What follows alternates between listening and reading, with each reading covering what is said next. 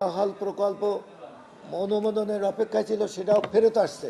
ফলে আমি যে প্রেস রিলিজটা উনি আমাদের সামনে উপস্থাপন করছেন, তাকে আমি অনুরোধ জানাবো। আমি একটু পরিচয় করে দিয়ে আমি শুরু করি।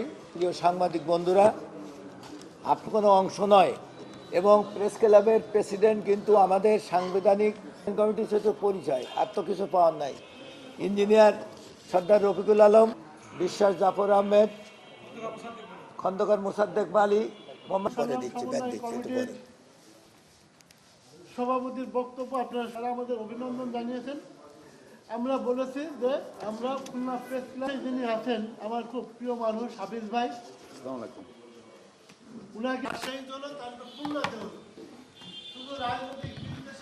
একজন ভাইস প্রেসিডেন্ট শাহিন জামাল পান, আমাদের ইলিয়াস মোল্লা।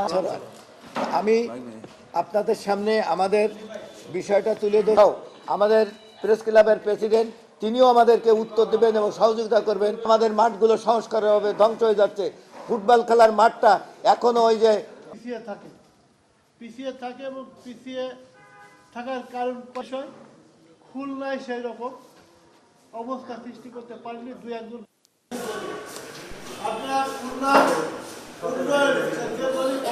গত 19শে ডিসেম্বর প্রকল্পটি বাস্তবায়নের টেন্ডার আহ্বান করা হয়েছিল।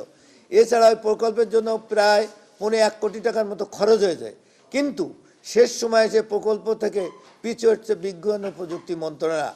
আমরা তীব্র প্রতিবাদ জানাচ্ছি এবং খুলনাবাসীর প্রত্যাশা বিজ্ঞান ও প্রযুক্তির সিদ্ধান্ত বাতিলপূর্বক প্রকল্পটি বাস্তবায়নের উদ্যোগ গ্রহণ করবেন।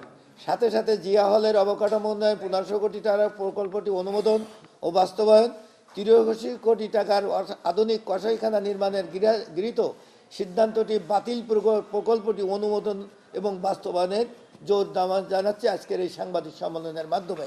22শে জানুয়ারি বুধবার বেলা 11টায় আমরা এই নব থিয়েটার বিষয় নিয়ে প্রধান উপদেষ্টা ও বিজ্ঞান ও প্রযুক্তি মন্ত্রণালয় বরাবর জেলা সমাবেশের মাধ্যমে স্মারকলিপি প্রদান।